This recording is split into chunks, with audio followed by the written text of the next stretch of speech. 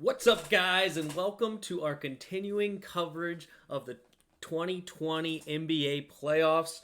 We only had two games tonight because the Raptors and the the Celtics ended their series in sweeps, so the West continues tonight. We had our first game was the Jazz versus Nuggets. Nuggets pull off they avoid the the 4-1 loss in the series and stay alive with a 117-107 win. Jokic came out firing in the first half, had 23 points in the first half, 5 for 6 shooting from 3. But the Jazz continued their firestorm, and it's incredible what they have been doing this series. This shooting at an amazing clip, and they ended up going into half with a nice lead of 63-54, including a and then they continued to play well, 84-72 in the third. But then the Nuggets ended that third quarter on a 10-2 run, ending the quarter 86-82 into the fourth. You had a few lead changes there in the fourth. It was a good game, but they were all tied up 101-101 with just under 4 minutes to go, and the Jazz went cold, and the Nuggets went on a 9-0 run, all at the hands of Jamal Murray. Murray scored all 9 and was just crushing the Jazz towards the end of that game.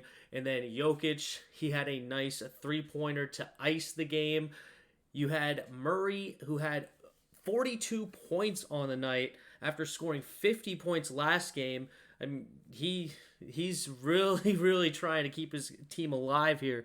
And Jokic obviously having a big day. He had 31 points in the night, 7-11 from 3. But the Jazz, you look at their stats, and they still continue to shoot at a very high rate. 47% from 3, 50% from the floor. 15 turnovers did hurt them in this one. Mitchell ending the night with a pedestrian 30 points. How are they supposed to win when Mitchell only scores 30? He's averaging 40 in the series. Come on, Mitchell. You have to play better. Obviously kidding. Mitchell did have another 30-point game, but there wasn't much else from Utah to speak about this game. Rudy only had 11. Conley did have 17, but he's been scoring more than that lately. They had Jordan Clarkson had 17 off the bench again. So there just wasn't enough firepower to end this game. They've been averaging, 125 points this series. So 107 points for them is not going to cut it in this series because Denver's a really good team. And I picked them in 6. Obviously, they're now going to have to win it in 7, which I still think they will because Utah has to slow down eventually. Teams are not shooting 47 to 49% from 3 for an entire season or series.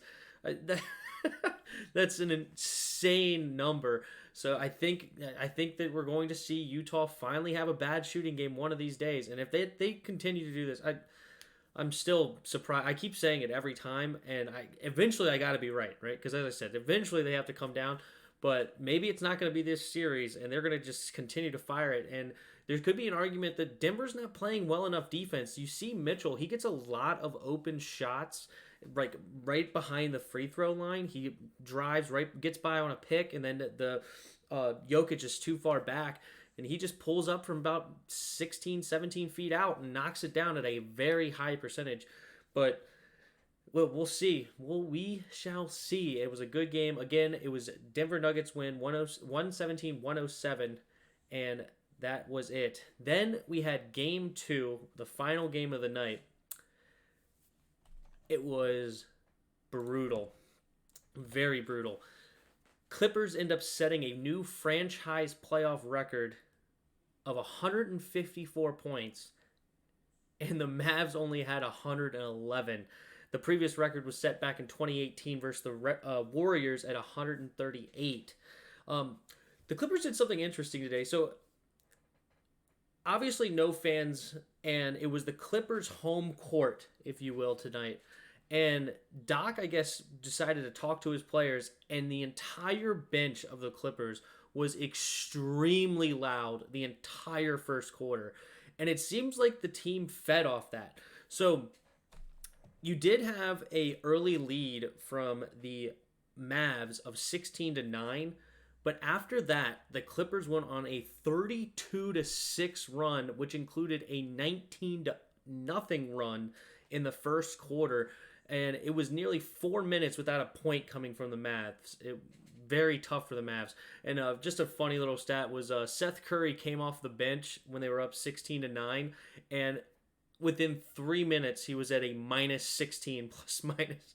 Like he just the team just fell apart. Obviously, I don't believe that's Seth Curry's fault. I think the Clippers are just an extremely good team, and the reason that you had a blowout was Paul George finally figured out how to shoot a jumper again. He had only made 10 buckets all series long. Tonight, he had, I didn't pull it up actually, but he had 12 buckets just tonight. So 2 more buckets than he's had all series long. He ended the night with 35 points. He already had outscored his previous game in just early in the second quarter. He doubled his previous game total of 9 points with 18 points in the first half, and that was a big reason why you have such a high scoring and a big blowout win for the Clippers. Doncic, he had a very mediocre to actually poor night for his standards. He had 22 points on 6 of 17 shooting, 1 for 6 from 3. Very tough day for Luka. He looked like he was favoring his ankle a lot more today. But you had a very chippy game tonight. Coach Rick Carlisle got ejected from the game. Hardaway had a very hard foul at one point on George, coming down, hitting him in the face, and walking away like, yep, I did that. What are you going to do about it? Paul George was ready to fight him, but Zubac was there to grab him up real quick. And then you also had George, who stepped on Luka's ankle at some point. You can see a picture of that if you go look up on Twitter or something like that. He ended up stepping on his ankle, his hurt ankle at that. Looked kind of fishy. And then you had multiple technical fouls on both teams throughout the night. A very, very chippy game. And that can happen when another team's up 25 points, just putting the beat on you. It can get chippy after that point. And Kawhi again just had an easy 32 points. It's me and KP had talked about it in the past. He's just so quiet with his offense, but it was just masterful. You had Jordan-esque turnaround fadeaway jumpers about 10 feet out, 12 feet out, and they just look so smooth when he shoots that bucket. So yeah, that was it for it was a not much to talk about in this game when you have 154-111. You had a 43-point blowout after you had Luka scoring the buzzer beater from last game.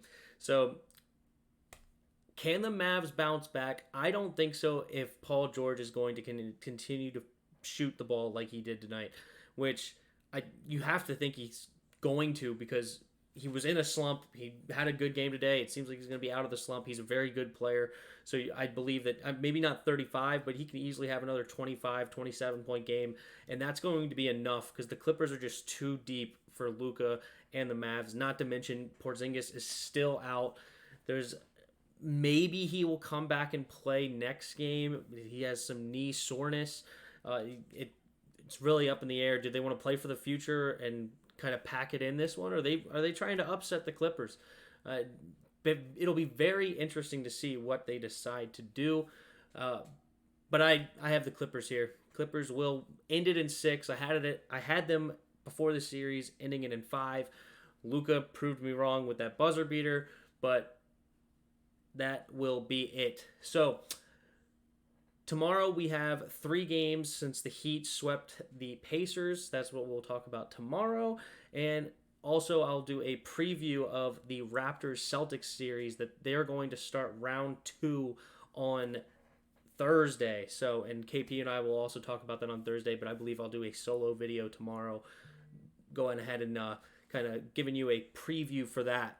So awesome. Thank you for sticking around to the end. Leave any comments down there. Like the video, subscribe to the channel, and tell your friends about it. And awesome. Thanks. Until next time. See ya.